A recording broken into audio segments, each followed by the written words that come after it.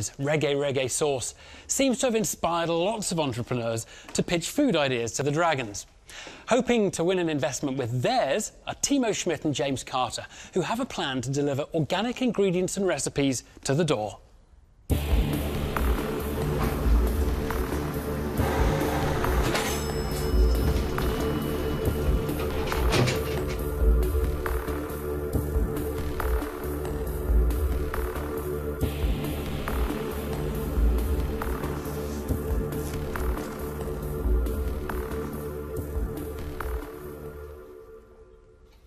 Hello, this is James and I'm Timo.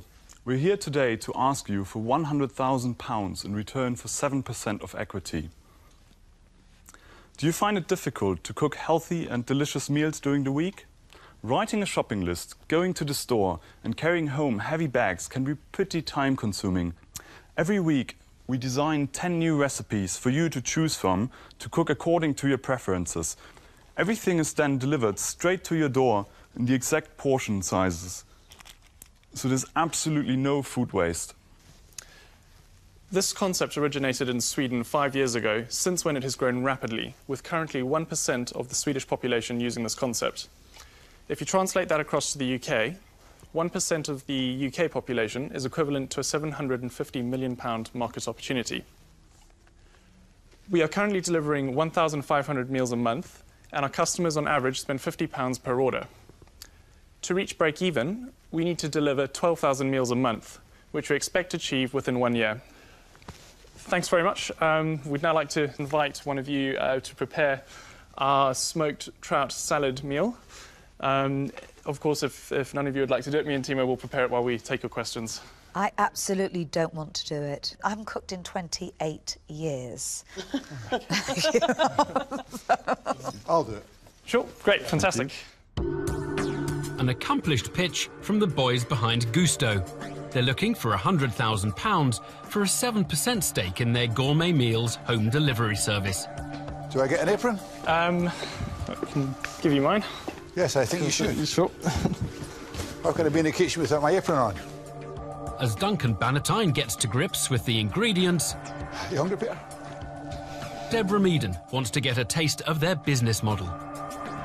Where are you sourcing product from? So we've got a fishmonger in Scotland, we've got a farmer in Devon supplying the meat. The veg comes from Somerset, Kent, mainly from the UK. Not entirely, but mainly. It's all organic. All these ingredients would come in separate bottles, marked.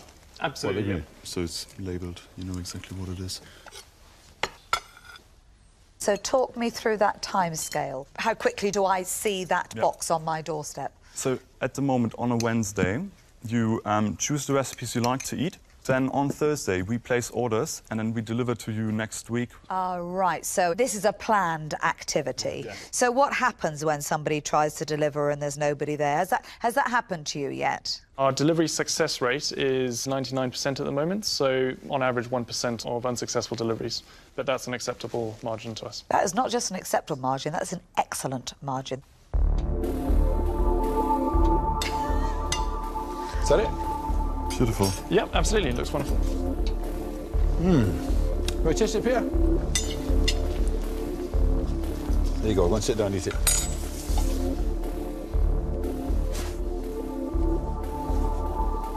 Duncan, that's really good. Thank you. Well done, Mr. Bannatyne. So far, so good. The food's going down well with the Dragons, and the entrepreneurs are keeping their cool. But Duncan Bannatyne wants to know if their balance sheet is as convincing as they are. What are your overheads? You're in a kitchen or a warehouse? Or... The main fixed costs are the rent for the warehouse and our office. So for the warehouse, it's approximately £3,600 a month. And then we also spend about close to £2,000 on the head office as well. How are you funding that? So to date, me and Timo each invested £75,000 each individually. And we've also raised £130,000 from friends and family. Is it all gone? Nope. We have about £90,000 left over at the moment. You're losing money at the moment? Yes, we are. Yeah. How much are you losing? At the moment, £25,000 a month. James, Timo, I'm Kelly. I worry about the fact that it's not that spontaneous. I might want a pizza one night or something else. So... You eat pizza? If it's gluten-free. All I'm saying is every time I've had one of those boxes delivered with organic vegetables in, I've ended up wasting a lot. I don't know why. One of the key points I'd make to that, if I can jump in, is that quite often with those vegetable boxes, the thing that's missing is that extra step where it's made really easy for you to turn that into a fantastic recipe, which I don't think you'll ever be in that situation where the box arrives and you don't know what to make. No, and I think it's great that you're showing somebody how to cook it. The biggest issue is you're losing a huge amount of money every month, and that doesn't show me that you're a great investment. There's obviously, to set up this business, there is a small level of fixed costs which we need to start off with, and you have to start somewhere. £25,000 loss a month, I don't consider a small level.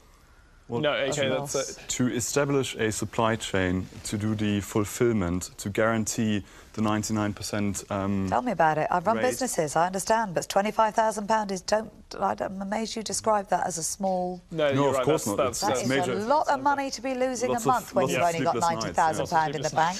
You've got three right now. You've got 3 months ahead of you. You are not asking for anything like enough cash. Oh. Sorry, to that point. Okay, so... It sounds like I've just stumbled across something quite important there. Absolutely. Probably should have mentioned it earlier. We have £90,000 in the bank at the moment. We are in a very advanced stages of negotiation with some other angel investors who are going to invest £250,000 in the business. For what percentage? So they are investing £250,000 for 23.4% of the business.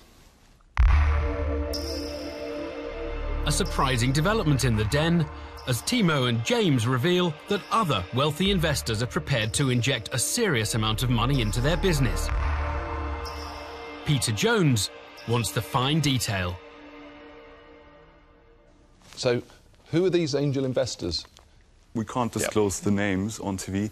However, three guys, they each spent 30 years in the food and warehouse and logistics industry as CEOs, chairman of listed food companies, of the largest companies in this country. You're saying you can't say who they are? If you're going to have a chance of getting me as an investor, you're going to have to disclose who these people are, because I wouldn't want to get involved in a business where I don't know the other partners. Is that something that we'd like to ask their permission? Listen, you're not on Who Wants to Millionaire. You can't phone a friend. Is it on the term sheet? Yes, it is. So that's usually the term sheet, Peter, you're not? Is it on the term sheet? Yes. Yep. Oh, I'll have the term sheet then. Are you glad the Clever Dragon's here to help you out, Peter? Oh, be quiet, Grandad.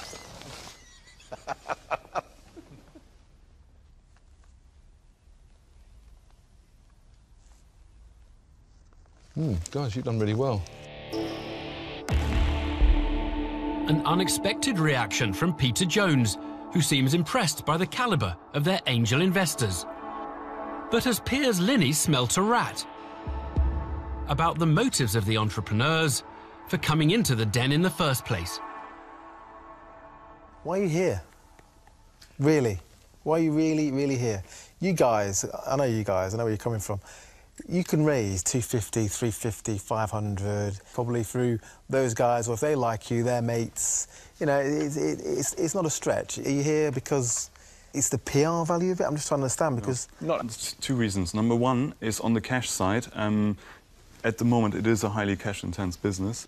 The other thing which we really value from you coming in is on the marketing side, and also just it's always good to have another strategic voice in any...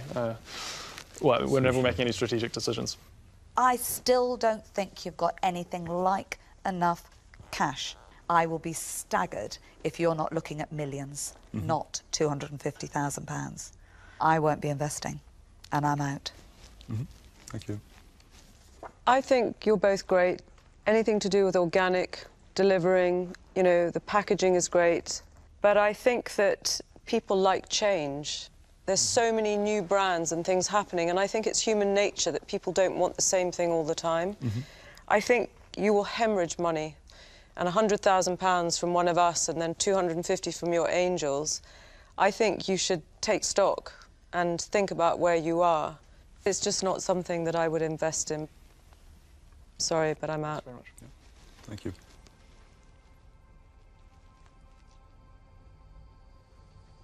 I really like this.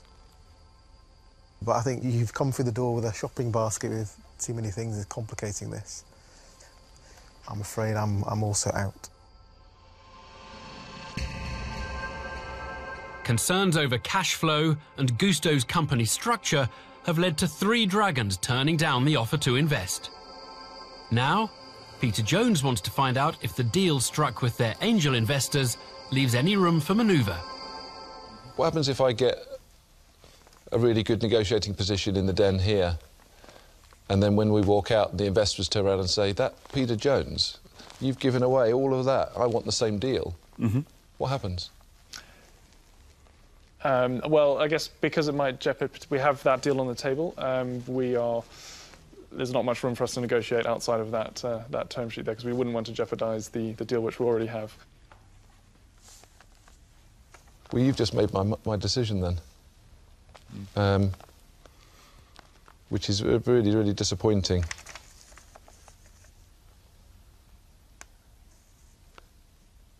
Because I think you've missed a trick by making that statement. Angel investors are a group of individuals that look at businesses and put money into it in the hope, in the whim of fancy, that maybe one day they'll make some money. I'd like to think of myself as very different. I'd like to think that I'm a very serious investor that gets involved in every business. I don't sit on the sidelines. I make a real difference in the company. Then you bring the marketing and PR, and bang, it doesn't get better than a dragon. So to tell me that I'm going to be at the same level as some very wealthy angel investor that, frankly, will play no part in your business doesn't do it for me. Can we discuss quickly? You can go to the back near the lift and have a chat. Yeah? Can we discuss quickly?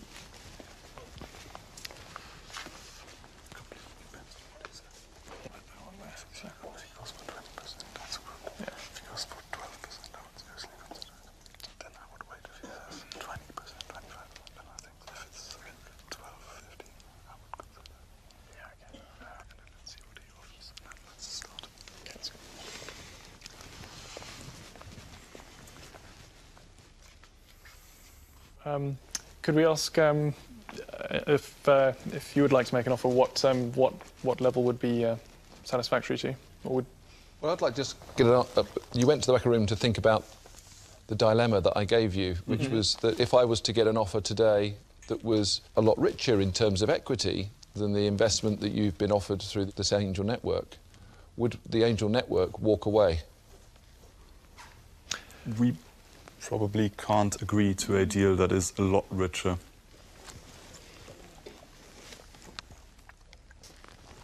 Guys, I think that what you've created is potentially great, and I think that you've been very open about your angel investment network, and I think it would shut the door to future funding. So I'm going to say, reluctantly, I'm out. Thank you. Thanks. A perturbed Peter Jones walks away from the deal. It leaves Duncan Bannatyne as the last dragon standing.